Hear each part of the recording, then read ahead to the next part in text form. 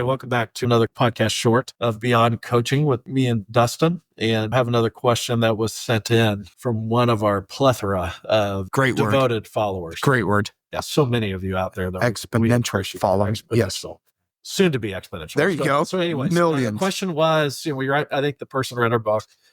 We talk a decent amount about post-game talks in there and the strategy behind it. We've watched some of our coaches here, how they utilize it. And I've come to have very strong opinions about post-practice, post-game, really in general. Coaches talk too much. I talk too much. And especially after a game or after a bad practice and when you're feeling highly emotional, highly charged, those are the places you say things you can't take back that ruin teams. You get off track for the whole year. Trust is lost. So I really think coaches need a routine of how they do their post-game talks, and they shouldn't go longer than literally 3 minutes. Because number one, you're emotional, might say something stupid. And quite frankly, the kids are ready to go home. They're not going to listen. They're not going to learn. Just get out of there. So give me your thoughts on that as a coach from my AD perspective. Agree. Well, I will say this.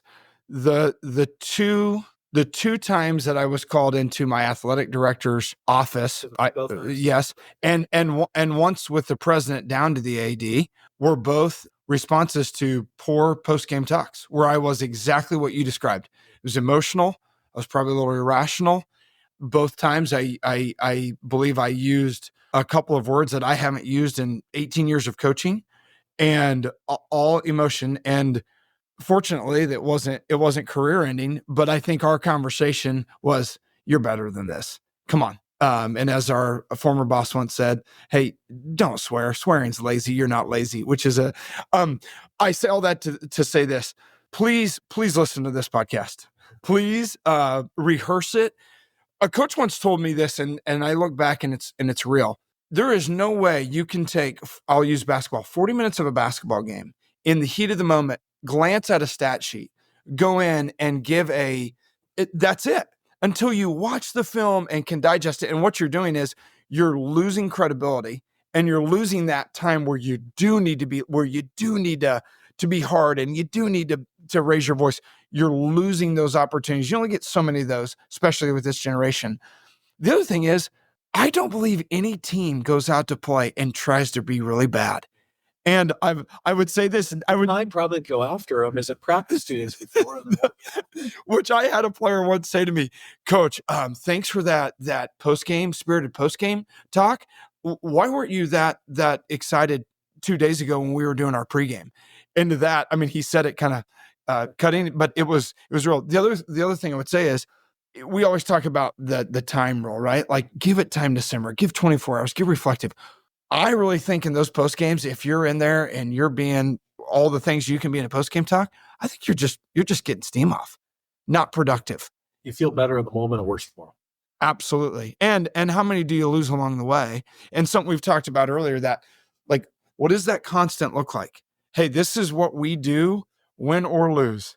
And that's a post-game thing of like, hey, we know this. This generation wants to know. They want to expect it. And to be frank, it gets coaches off the hook of like some rah they have to do before or after. No, this is just what we do. Yeah. So 2 thoughts. One, I was talking to one of our coaches recently whose team's struggling and has done a good job managing it. And I pushed him the other way of like, because he's like, "Yeah, I just told him to go after the game. Don't want to say anything regret." Yes, absolutely. I'm like, if you feel this way tomorrow, go figuratively, metaphorically, flip over the table at practice. Yep. And get after them. Be hard. Mm-hmm. Time to yell, that kind of thing. But have some time to make sure you're right. Mm-hmm. And then a time you're to have their attention and make correction, as opposed to doing it in that moment. So my other thought is, okay, be short. You're talking about routines or whatever. What advice do you give to people how to do this well? It's going to sound goofy. It's going to feel goofy.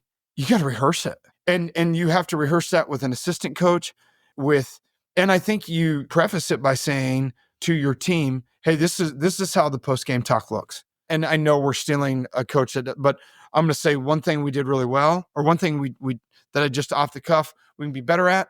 One thing we did really well, and out we go. Or however that looks. Well, we can highlight. We read about that coach in our book. And yeah. The coach is Terry Harrison, our football coach right now at Friends. where his first year, we weren't very good. And there was a really bad game. We lost by like 60, 70. And I thought he was going to rightfully blow him up after the game. I hadn't changed my perspective yet, but he did the same thing I heard the week before and we won. And it was, they talk about like a game or two, game-changing plays, offense system put up on the defense. Likewise, for defense to offense, they thank their parents for coming and that's it. I went up and asked him, like, what are you doing? And he essentially said, I've learned the hard way too many times. You know, I'm just we're going to do this no matter what. And then we'll watch the film and respond. But I was like, no, that's it. This generation, we've said it, sniff out a fake like no other generation. By the way, just side note, if you're going in there like, I'm gonna give this talk and boy, it's gonna help boost us. I mean, if that's even remotely outside your character, it's not. Yeah. I would go further and say, and I know you were in the gymnasium and I look back now, I should probably say thank you. We lost a game that I felt like we should have won.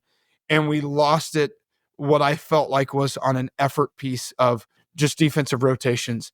We got through with that game. I let the gym clear. And in fact, well, you reminded me, that's fine. The gym will clear before you do this. We went about 20 minutes. And I think my end remark was, I just wanted to make sure we still knew how to do it. Looking back, even that, I'm like, what? Really? What are we doing with a group of guys that won a ton of games? Yeah. I think the other piece, and I was guilty of this, and I've watched some coaches lose credibility, is after the game, you're pissed. You're doing all these things. You say a lot of things that are ultimatums, like, I'm never going to, whatever it may be. And then you don't follow through. Mm-hmm. And I think the coaches often don't even remember they said it, but I do think the kids remember. Mm-hmm. And all of a sudden, you don't follow through, you lose credibility. Mm-hmm.